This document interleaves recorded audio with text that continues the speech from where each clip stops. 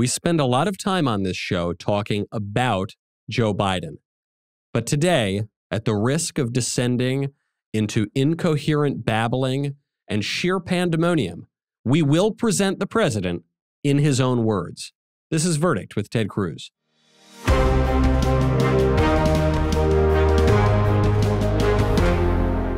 This episode of Verdict with Ted Cruz is sponsored by American Hartford Gold. If you're anything like me, you're pretty concerned about the future of our country. Inflation is at the highest level we've seen in 40 years. Interest rates are skyrocketing. And market experts like Jamie Dimon, who's the CEO of JP Morgan, not only predicted the recession that we're in, but are now using terms like unprecedented and economic hurricane. If you want to protect your future, do what I did. Call the only precious metal dealers that I trust, American Hartford Gold. They can show you how to protect your savings and your retirement accounts by diversifying your portfolio with physical gold and silver. All it takes to get started is a short phone call, and they'll have physical gold and silver sent directly to your door or inside your IRA or 401k. And they make it easy. They're the highest rated firm in the business with an A+ rating from the Better Business Bureau and thousands of satisfied clients. And as an exclusive offer to you, fans of Verdict with Ted Cruz, if you call them right now, they will give you up to $1,500 of free silver and a free safe on qualifying orders. All you have to do, don't wait, call them now. Call 855-768-1883. That's 855-768-1883. Or if you prefer text messaging, you can text the word CACTUS to 65532. The phone number is 855-768-1883. Or you can text the word CACTUS to 65532. Welcome back to Verdict with Ted Cruz. I'm Michael Knowles. Senator, there is a lot that I want to get to. I want to get to Martha's Vineyard. I want to get to the Iranian president.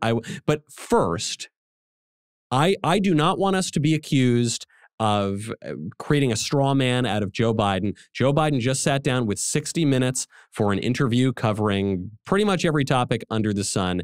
And I would like to get your reaction to Biden in his own words, since as far as I can tell, the media will never push the man in any way and push back on his talking points. Well, unfortunately, his mental acuity is so diminished that 60 Minutes took 120 minutes. It's it was a softball. Yeah, I mean, how can you not go for that one? Look, the press, that they're not even the Praetorian Guard, that they are his loyal propagandists, and they allow him to spin without challenge. But let's get to specifics. Okay. So first up, he takes on the issue of inflation. We know we've got 40-year record high inflation. The inflation has kept up. Here is the spin that the White House is putting on it. Mr. President, as you know, last Tuesday, the annual inflation rate came in at 8.3%.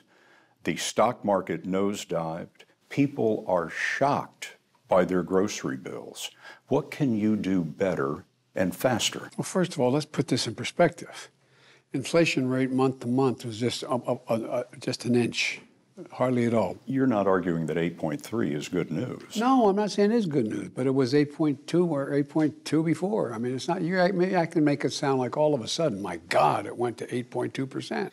It's the highest inflation rate, Mr. President, in 40 years. I got that, but guess what we are? We're in a position where, for the last several months, it hasn't spiked. It is just barely. It's been basically even. Look. This is a process. This is a process. Is the economy going to get worse before it gets better? No, I don't think so. Okay, so you saw actually more pushback than I've ever seen from the media there. It wasn't very much at all, but at least he's saying, come on, man, like throw me a bone here. It's obviously extremely high inflation. Biden says, no, the month over month has barely ticked up. What say you? So you're right. I'll give Scott Pelley some credit. He did at least push back some, which is more than the White House press briefing typically does. But, Biden's argument is bizarre. He says, well, it's 8.3, but it didn't get any worse. I'm reminded of an analogy like you're badly wounded and you're bleeding out a pint an hour. And his defense is, well, it didn't increase. It didn't go up to 2 pints an hour. Like, you're right. still bleeding to death. Like 8.3% annualized inflation means that families across this country are badly hurting, and it is continuing to be. It's the highest inflation rate in 40 years, and Biden has no solution for it. But it's worse than having no solution for it. He doesn't understand what caused it. There's only one thing that causes inflation. That's government spending too much money, spending money it doesn't have, borrowing money it doesn't have, and printing money it doesn't have. Biden's solution is spend more money they don't have, borrow more money they don't have, and print more money they don't have. That will produce more inflation. And Biden's answer is, well, think how much worse it could be. Think how much worse it could be month over month. And I think I don't measure inflation month over month. Nobody measures inflation month over month. We measure it year over year. And the fact is that goods cost 8.5% more in September of this year than they did in September of last year.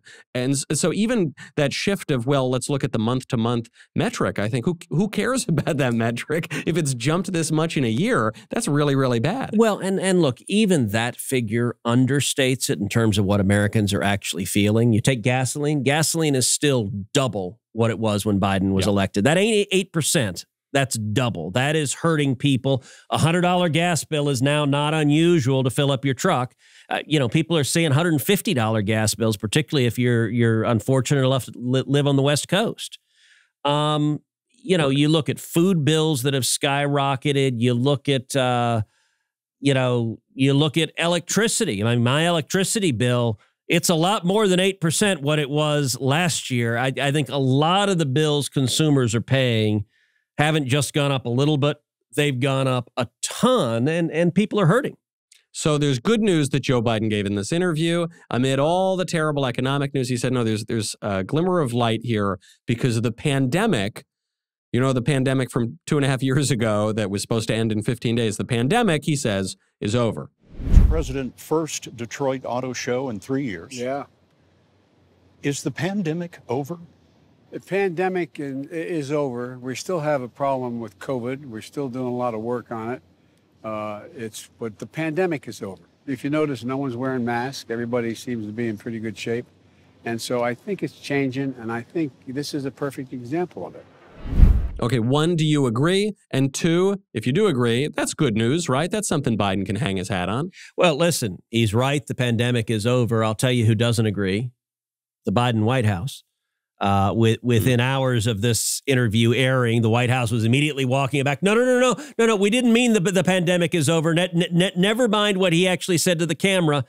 Look, we have an administration. They still have vaccine mandates in place. They're still trying to throw people out of the Army and the Navy and the Air Force and the Marines because they haven't gotten vaccinated. They're trying to throw people out of the federal government. They're trying to throw FBI agents out. They're trying to throw Border Patrol agents out. They're trying to throw professionals up and down the federal government out.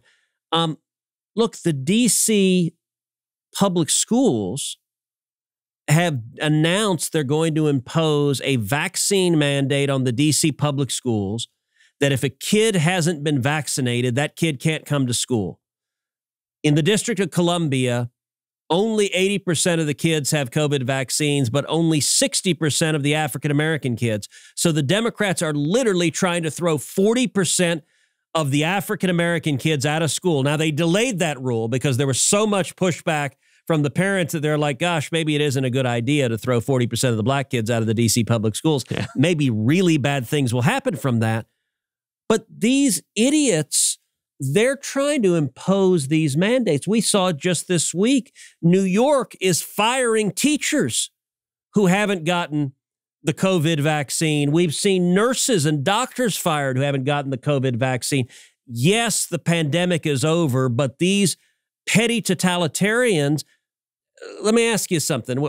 The U.S. Open, why is it that we're putting a vaccine mandate to play tennis outside with world-class athletes? Because these are petty totalitarian despots.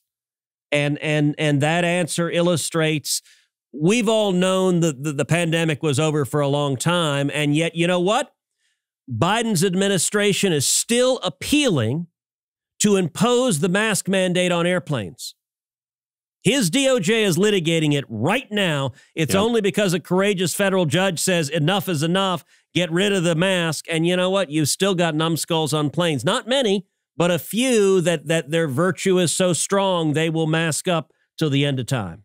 So the disconnect I get, because there have been many times when the Biden White House undercuts Joe Biden himself, which raises a lot of questions about who is running the White House. I get the disconnect, but the question then I have is why? Why are they still pushing COVID? Is it ignorance? Is it neurosis? Are they really afraid of the Wuhan virus? Or is it a little more cynical and political than that? Do they see midterm elections coming up, especially elections that they don't seem very well situated for? And are they hoping to reinstitute some of the extraordinary quote-unquote public health measures that seem to give them an electoral advantage in 2020?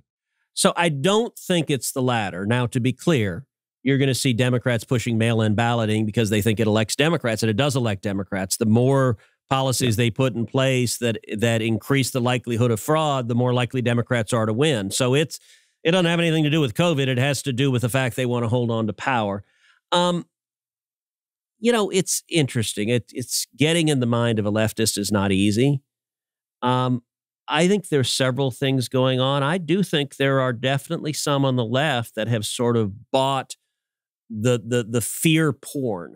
The like, we're all going to die. We must be masked. We must be quadruple vaxxed. We must like some of them that has been so beaten into them that it's hard for them. It's like they have Stockholm syndrome or something. Yeah.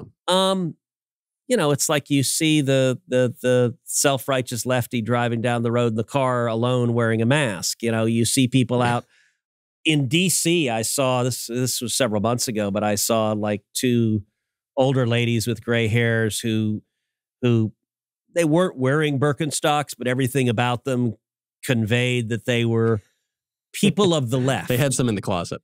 So, right. So they were walking down the street, no mask. They saw me and reached in their purses and put on their mask because their virtue had to be demonstrated in while I was on the sidewalk anywhere near them. That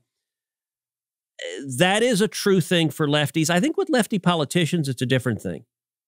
They like power. They like having the authority to say, you shut your business, you shut your school, you get a vaccine. Like the vaccine mandate, it is an exercise of power. I will make you comply.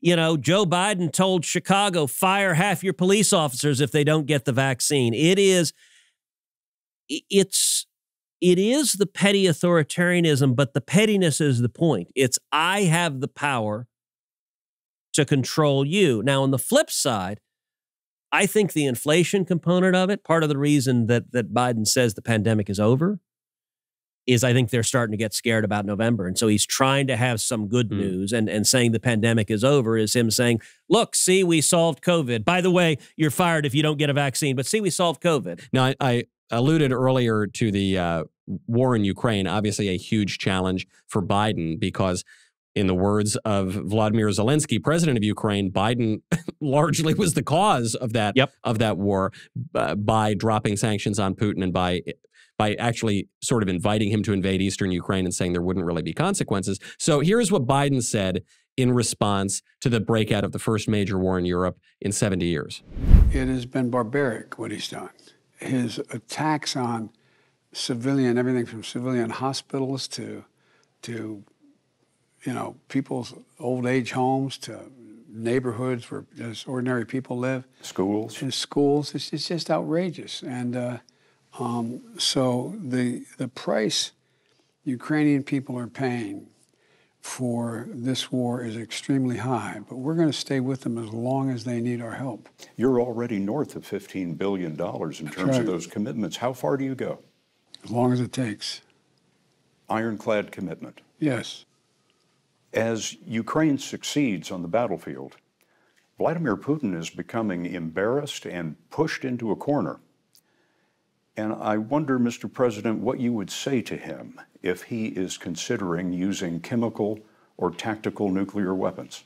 Don't. It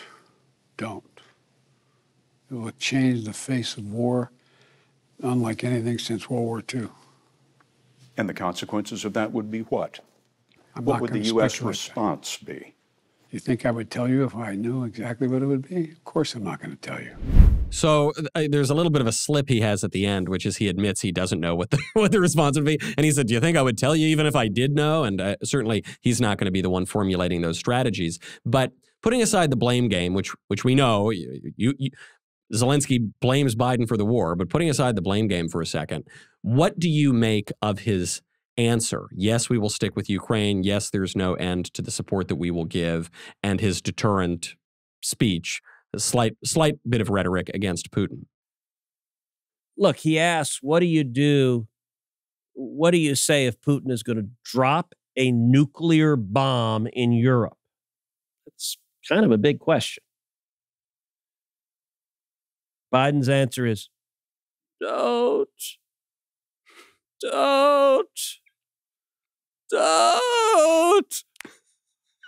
Okay, It's uncanny. It's like I've got Biden right in front of me. Okay, just listening to that, is there anyone on planet Earth who that would deter from doing anything? Yeah. Literally anything. Yeah. A third grader who's beating up another third grader who heard someone going, don't. That third grader's getting punched in the nose. Mm-hmm. Like, look, one of the responsibilities of the commander-in-chief is to deter our enemies. Why did Putin invade Ukraine? One of the reasons was Biden's weakness waiving sanctions, but another reason was Biden is so incredibly weak that every bad actor looks at the commander-in-chief and says, this guy ain't going to stop nothing. And so, as you noted, he said, well, even if I knew what I was going to do, I wouldn't do anything. Look, I pray Putin does not use nuclear weapons, but that statement right there increased the likelihood that he will. And we need a commander-in-chief. I agree you don't say exactly what the consequences are, but a commander-in-chief looks in the TV camera and says using nuclear weapons in Europe would be an extraordinary escalation, and the consequences would be devastating. It would be devastating to Putin, to Russia, to the regime. Under no circumstances will the world sit by and watch a Russian dictator use a nuclear weapon. That's what a commander-in-chief says, not some. You know what it reminds me of? Who's the little old guy in The Simpsons who's always getting killed, like the little bald guy? Right. I can't remember the name of that character. I forget his name too. But that's who Biden seemed like. Don't. Yeah. We need strength in the Oval Office. That ain't it. Now, I remember after Biden's completely botched withdrawal from Afghanistan, you said on this show that the way in which America pulled out of Afghanistan makes an invasion of Ukraine by Russia much more likely and an invasion of Taiwan by China much more likely. That's the next question that Joe Biden gets asked. Here's what he says about a potential Chinese further takeover of Taiwan. What should Chinese President Xi know about your commitment to Taiwan? We agree with what we signed on to a long time ago, and that there's a one China policy, that Taiwan makes their own judgments about their independence. We are not moving, we're not encouraging their being independent. That's their decision. But would U.S. forces defend the island? Yes, if in fact there was an unprecedented attack. After our interview, a White House official told us U.S. policy has not changed. Officially, the U.S. will not say whether American forces would defend Taiwan.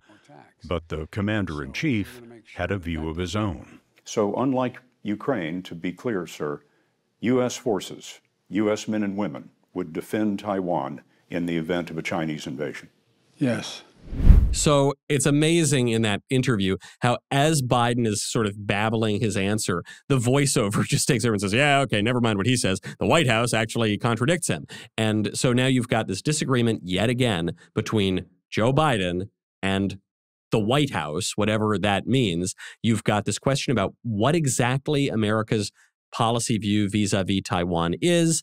There is this question of the one China policy. Again, whatever that is, that phrase has been taken to mean different things at different times over the decades. So 2 parts. 1, what is Joe Biden / the White House actually saying here? And 2, do you think that their approach is the right policy to Taiwan?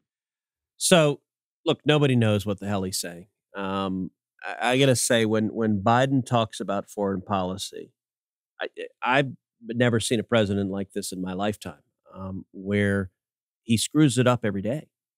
Like he just says things. This is a guy you wouldn't let handle the remote control to your television set. He doesn't understand what he's saying. He doesn't know what he's saying. Look, that voiceover is weird. Think about it. Yeah. Have you ever seen a president of the United States interviewed and his White House staff had to correct and retract what he said mid-interview, not even afterwards, because they're like, oh, crap. He just like fundamentally changed U.S. policy towards China and Taiwan, and he doesn't know it. He has no awareness of it. It's one thing. Look, a commander-in-chief has the prerogative to change U.S. foreign policy. That's part of what a president has an ability to do, at least in significant respects, although Congress plays a major role in that also. But watching that interview, listen, it's genuinely frightening because he doesn't appreciate any of that nuance.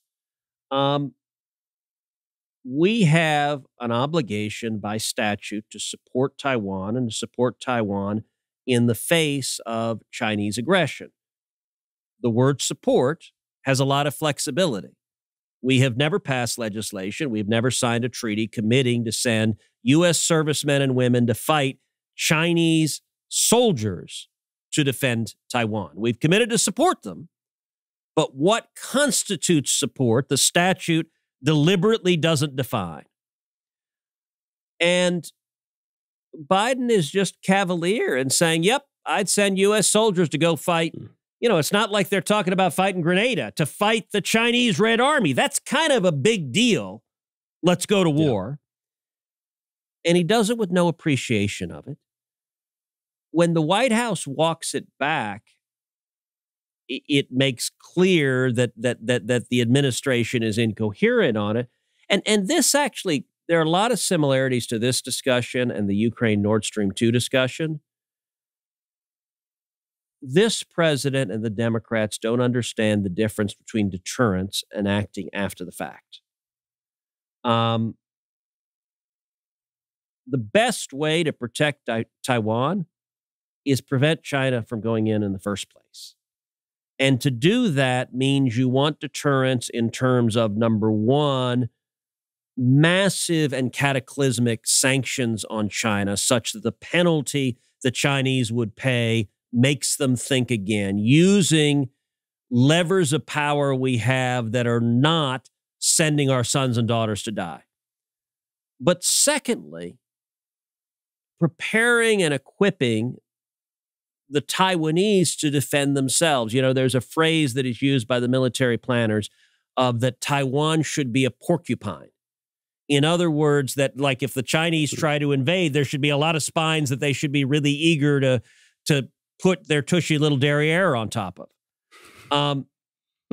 That means expediting arms sales to Taiwan now. And look, Taiwan is a wealthy country. They have the money to pay for F-16s, to pay for advanced weapon systems, to pay for equipment, so that if the Chinese military planners are assessing cost and benefit of invasion, the Taiwanese are really robustly prepared to repel an invasion. That's actually being smart and proactive on the front end.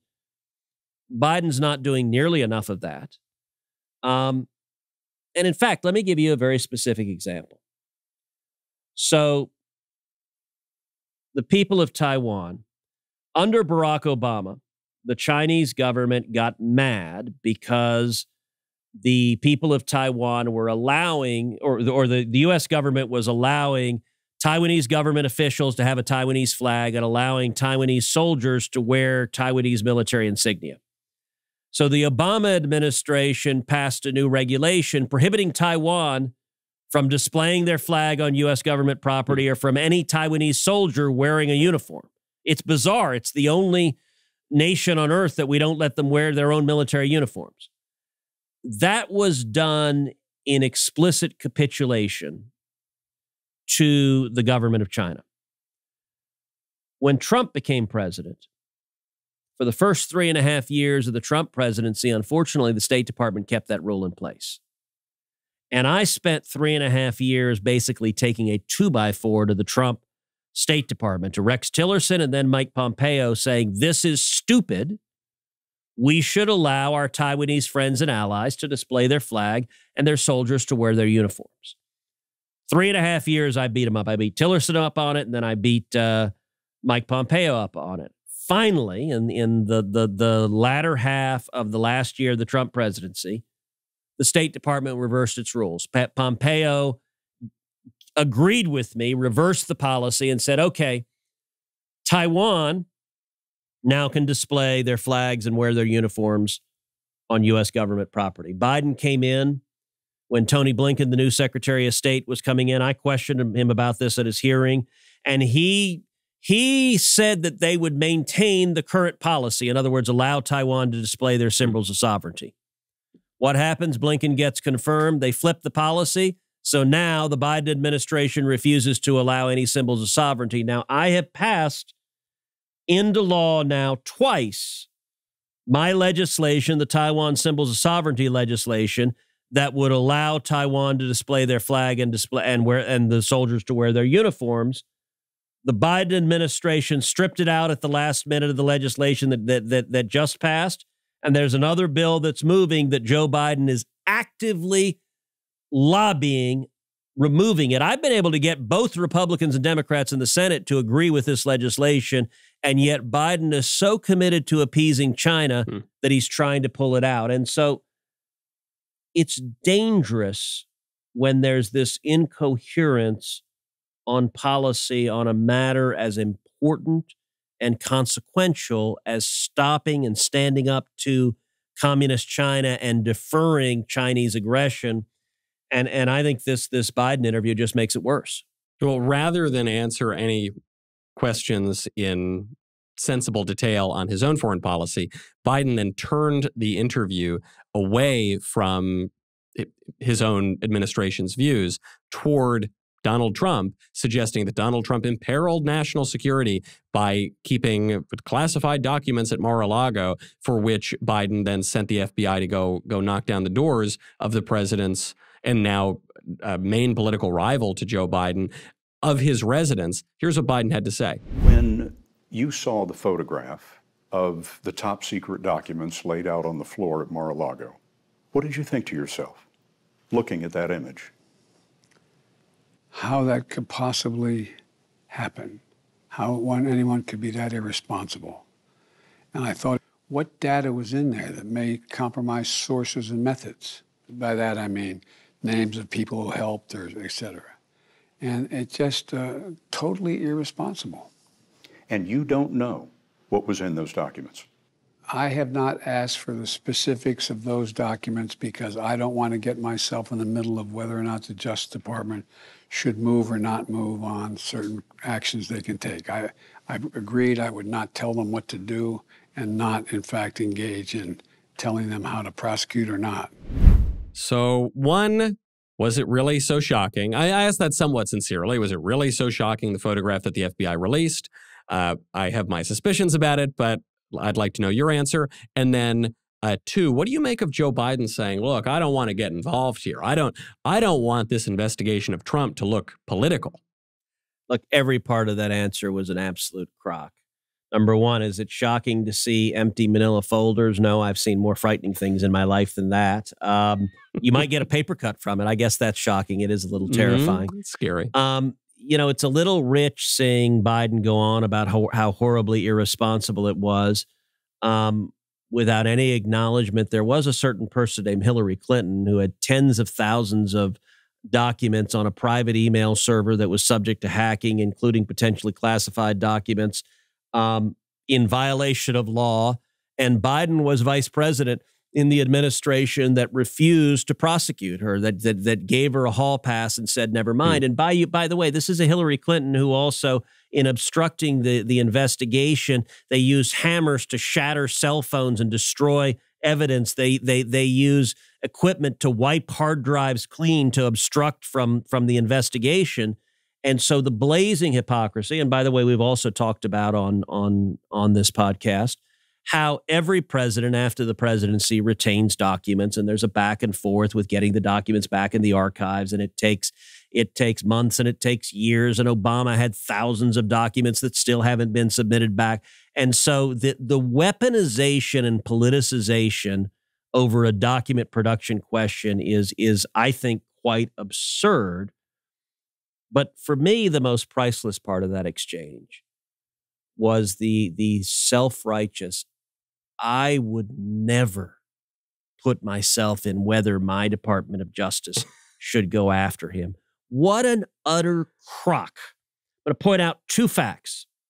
Number one, when Joe Biden was vice president on January 5th, he participated, this is 2017, in an Oval Office meeting with Barack Obama, where he suggested to the Department of Justice that they go after Michael Flynn, then Donald Trump's incoming national security advisor under the Logan Act, because Michael Flynn, the incoming national security advisor, had a conversation with a foreign leader. Mind you, every national security advisor in the history of the country has had lots of conversations with foreign leaders because that's their friggin' job to have conversations with foreign leaders. But it was Biden who suggested go prosecute them, and who also signed off on, and by the way, keep this entire prosecution and persecution secret from the incoming president.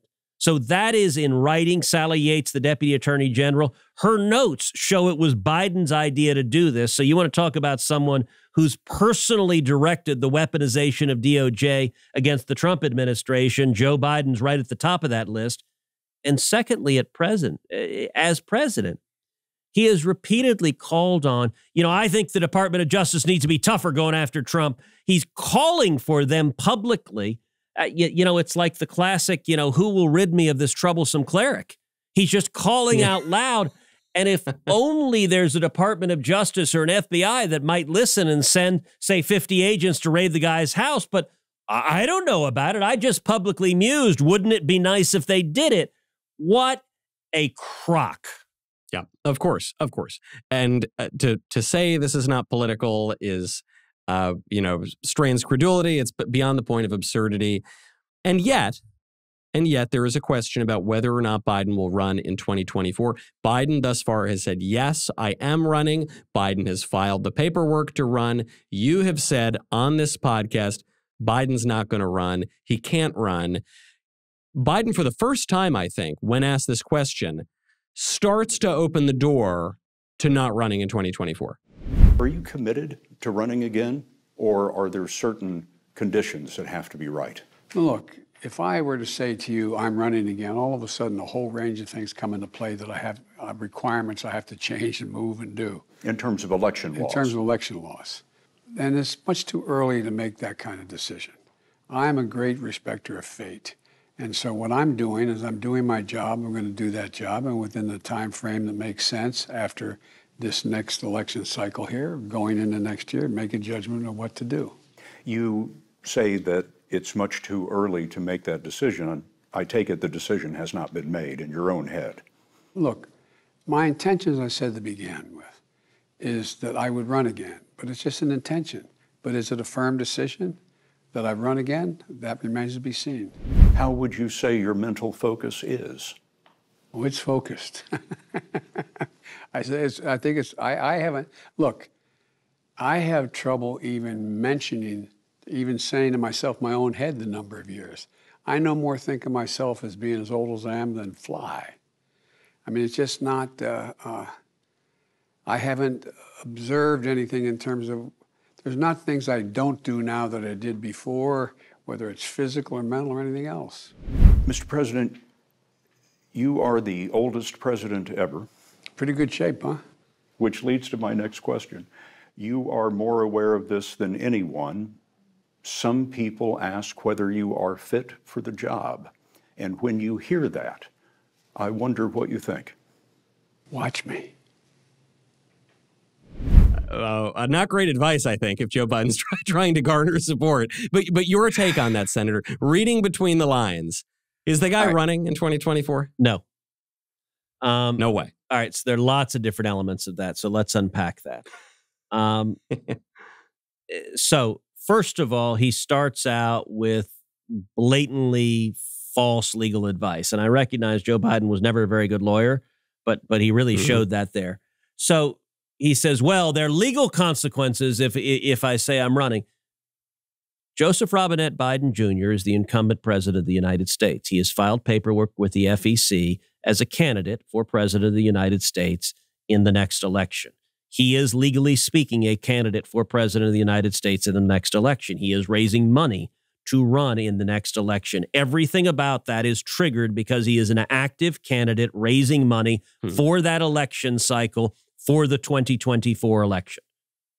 Nothing changes if he says yes or no. Now, what Biden is mimicking, so Trump has said, if I say I'm running, that triggers things. That's true. It does for Trump. Why? Because Trump is not the sitting president of the United States, and he is not a filed candidate. When you file for a candidate, that does trigger limitations. That does trigger a whole set of legal restrictions, all of which apply to Biden one way or the other. So Biden's opening answer is just gobbledygook. But secondly, and here's where I'll be oddly defending Biden in this respect. I understand why he doesn't want to say, no, I'm not running. I think the chances that he's running are zero. He's too old. He knows he's too old. The party would lose its mind if he ran. He's not up to doing the job now. The idea that he would run again when he's 142, it ain't going to happen. But I understand why a sitting president doesn't want to announce that. If you announce I'm not running, you turn yourself into a lame duck a year and a half into his term. That makes sense for him. It is reasonable and rational for him not to telegraph, I ain't running again. So I think that's what he's doing. But, you know, one of the things that makes perfectly obvious that he's not running again is the Democrats are all openly campaigning. They're at least for the top tier of the Democrats are Kamala Harris, Pete Buttigieg, Elizabeth Warren, and Gavin Newsom. All four of them are running right now. They're stabbing each other in the back. They're running around, preening for the cameras. The primary is happening right now, and they all know it. Do you think any of them are doing particularly well or better than any of the others? I think Kamala's doing lousy. I think she's had a spectacularly bad tenure as vice president. She came in as the prohibitive favorite. Like a year and a half ago, there was an argument that she would even clear the field potentially as the sitting vice president for the Democratic president, who's African-American, who's female. I mean, the Democrats are such bean counters and so into identity politics that on paper, you're like, wow, how could anyone even run against her? She screwed things up so badly for so long that they're all sharpening their knives and they've decided forget about it. Buttigieg was the earliest. So early on, you had the Harris-Buttigieg jabbing back and forth. The most recent entrant to the field is Newsom, whose ambition is just bursting off. He's, I think the most dangerous place in California right now might be between Gavin Newsom and a TV camera. And then Warren doesn't get talked about that much.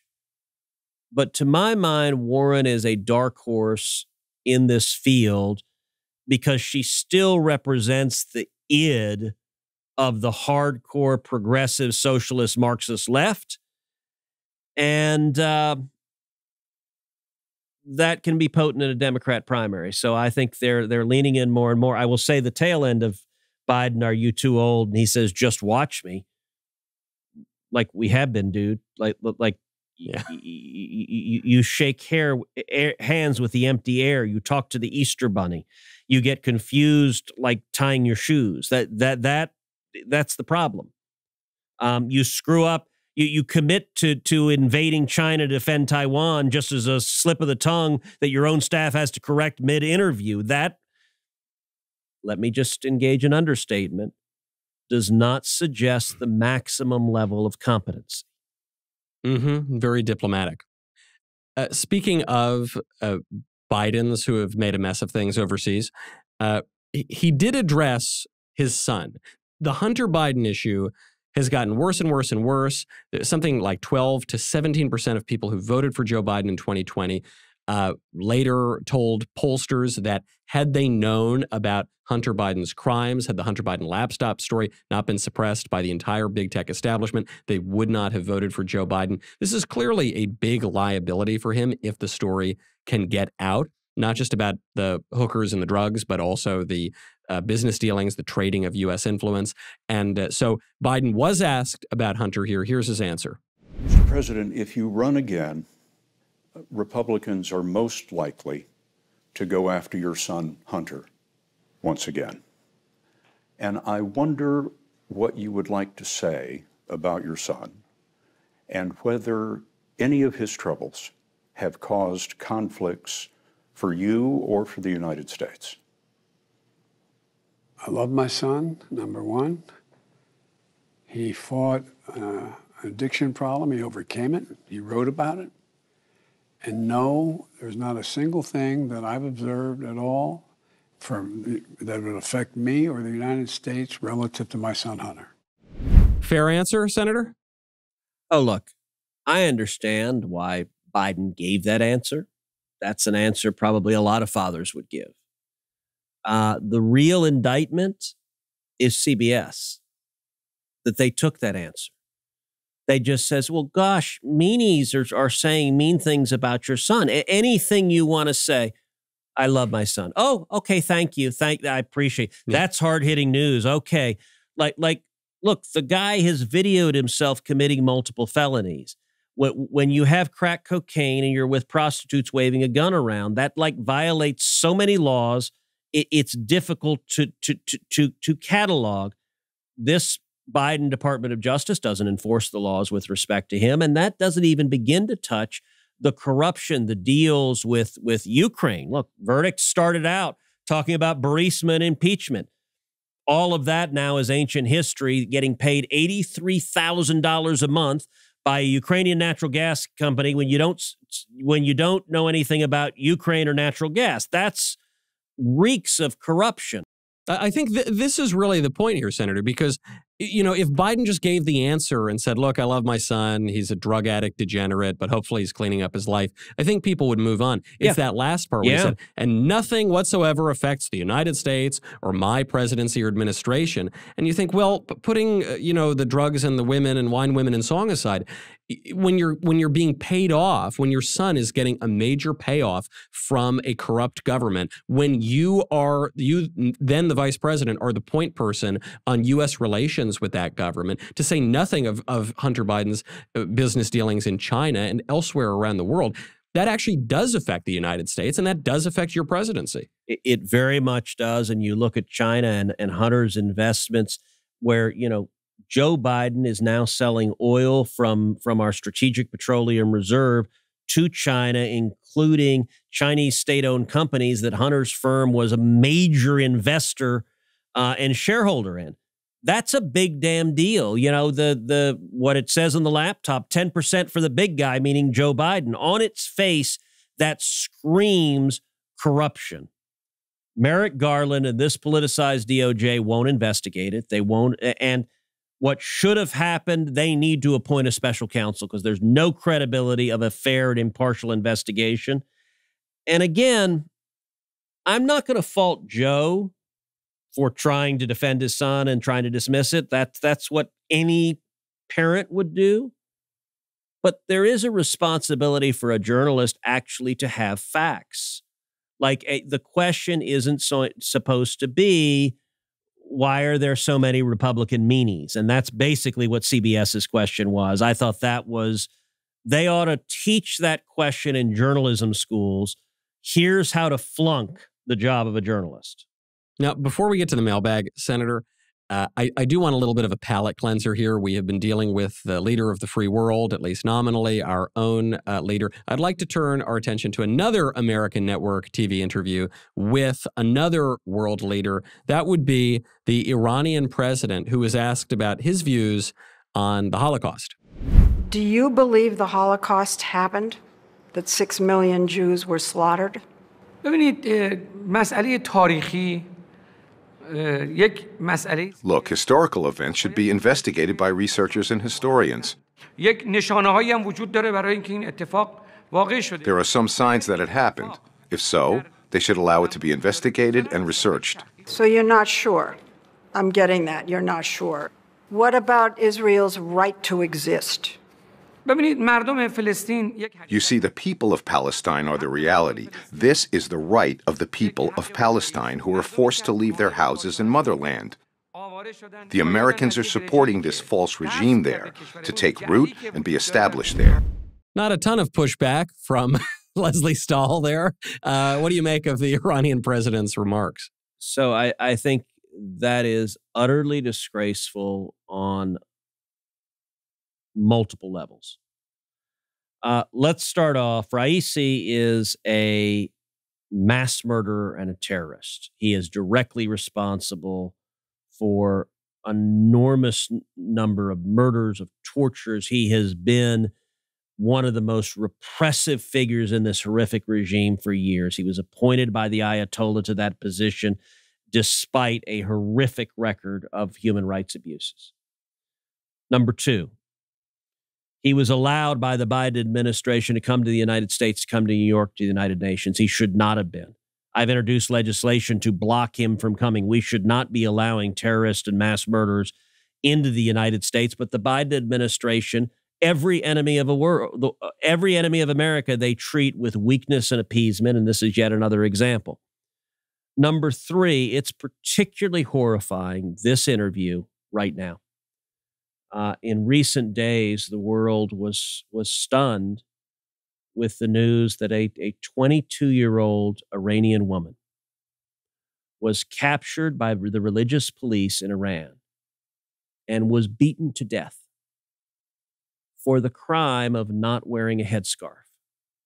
She dared to go outside and she wasn't covering her face the way the Islamic radicals insist, and the religious police arrested her and beat her to death. Within hours of that happening, an American journalist on CBS, Leslie Stahl, is sitting there compliantly bleeding like a sheep wearing a headscarf. That's disgusting. Did she ask about what happened? No. And then the final bit, to end with Raisi engaging in Holocaust denial. Well, historians should debate and examine to see if there's evidence. The Holocaust is one of, if not the most horrific event in all of human history. The systematic extermination of 6 million Jews, an attempted genocide.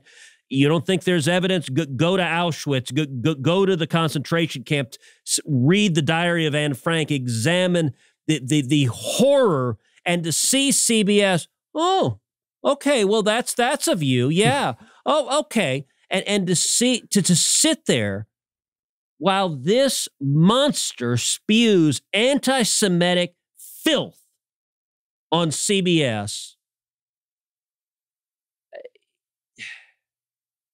There are not words to describe the abdication of responsibility. Leslie Stahl should be ashamed, and CBS should be ashamed that they're willing to kiss up to a monster and a tyrant. Not so much for a palate cleanser. You know, I guess the president of Iran generally is not much of a palate cleanser. Before we go, I know it's a long episode, but I do want to get to some of our wonderful listeners in the mailbag. Question from Andrew. Were the Martha's Vineyard planes a good one-time stunt, or should GOP governors keep up the migrant buses and flights to left-wing cities as a long-term strategy? Keep it up over and over and over again. As you know, I introduced legislation to do this a year ago. I've been calling on on Republicans to do this a year ago. I'm very glad Greg Abbott and Ron DeSantis took my advice and carried it out. It was the right thing to do. It's totally transformed the debate. But rich leftist socialists lost their minds when 50 illegal immigrants showed up at Martha's Vineyard. Tomorrow we ought to send 100. The next day we ought to send 200, then 500, then 1,000. The volume is so massive. And listen, the reason to do it, I mean, it has been amazing watching the media and all these blue check mark activists losing their minds. And they're saying, oh, DeSantis and Abbott are engaged in human trafficking. No. It's a humanitarian crisis. It is not human trafficking to ask somebody, would you like to go to Martha's Vineyard? I will fly you for free there. That's not called human trafficking, despite all the idiots saying it. It is also not cruel and inhumane to take someone to a billionaire's playground. Martha's Vineyard is, I've actually never been, so I don't really know what Martha's Vineyard is, but from everything I see, it's a really fancy place. I know the Obamas have a $12 million home there, so it's a bunch of rich people, and it's presumably really darn nice. The reason to send them there is it's about the only thing that forces the corrupt corporate media to actually cover what's happening. And it also shows the utter hypocrisy. We talked in the last podcast about how the county executive in Martha's Vineyard, when I proposed this legislation, said they would welcome the illegal immigrants there. They wanted to be a haven for them. And I didn't know what I was talking about. There was no border crisis. As soon as they showed up, oh crap, they declared a crisis. But additionally, it forces the Democrats and the media to defend their incoherence. What did they do in Martha's Vineyard? Within 24 hours, they put them on buses and shipped them away to a military base. You know, AOC tweeted out, said, shout out to the people of Massachusetts and the people of Martha's Vineyard for demonstrating the very best of American values. And I did something I don't do often. I retweeted AOC. I said, look, well, what did Martha's Vineyard do? They deported them within 24 hours. I agree. Let's emulate Martha's Vineyard. But the very best of American values. I assume that means Texas can do the same thing. Can we put them on a bus and ship them back to where they came from within 24 hours? Can we get them out? Look, the volume is crushing, and all of these self-righteous virtue signalers are ignoring what is happening. This is human slavery. To see lefties saying it was cruel and inhumane to send them to Martha's Vineyard. No, you know what's cruel and inhumane? Hundreds of thousands of children being abused and sexually assaulted by human traffickers under Joe Biden. You know what's cruel and inhumane? Thousands upon thousands of women being raped by human traffickers under Joe Biden. You know what's cruel and inhumane? Hundreds of immigrants abandoned to die in the desert. Pregnant ladies, old people, children dead in the desert week after week. You know what's cruel and inhumane? 53 illegal immigrants dead in a tractor trailer of heat because of the human traffickers under Joe Biden. You know what's cruel and inhumane? Over 100,000 people dying of fentanyl overdoses because of the chaos of Joe Biden's open borders. You know what's cruel and inhumane? Thousands of teenage boys working for the cartels in every city in America because they owe thousands of dollars to the cartel. You know what's cruel and inhumane? Thousands of teenage girls in forced prostitution because they owe thousands of dollars to the cartel. And you know what's cruel and inhumane? A corrupt media that won't report on any of that. But they suddenly notice when Buffy's tea time is disturbed at Martha's Vineyard, we ought to keep doing that every damn day till they're forced to cover the human slavery disaster that Joe Biden is responsible for. Here, 100% agree with the sentiment. I hope. I'm so glad that the governors, some of the Republican governors, have taken the advice. We need a lot more of it. I totally agree. We need a lot more of this show, by the way, but I unfortunately cannot stay. We've got to turn to our friend Liz Wheeler on the Cloakroom. Liz, what will you be talking about? Hi, Michael. Hi, Senator. I don't know about you guys, but I feel super confident after hearing those videos in Biden's mental capacity and his mental acuity.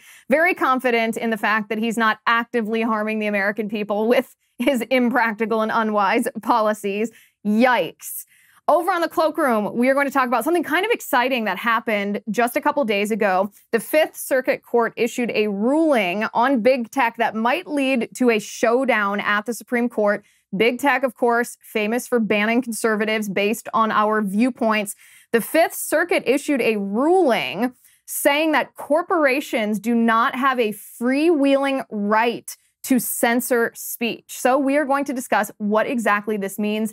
Is it going to reach the Supreme Court? How is the Supreme Court going to rule? And what is the implication of this across the country, not just in the state of Texas, where the original law emanated from? So you can join us on the Cloakroom on Verdict Plus at verdictwithtedcruz.com/plus. If you use my promo code, which is Cloakroom, then you can watch for free for the first month of your annual subscription. That is verdictwithtedcruz.com/plus. I am going to self-censor right now and take myself off of this show so that you can get to that very interesting conversation. Make sure, everyone out there, that you like, subscribe on YouTube, on Apple Podcasts, on Spotify, on Locals, wherever you get your podcasts. For now, I'm Michael Knowles. This is Verdict with Ted Cruz.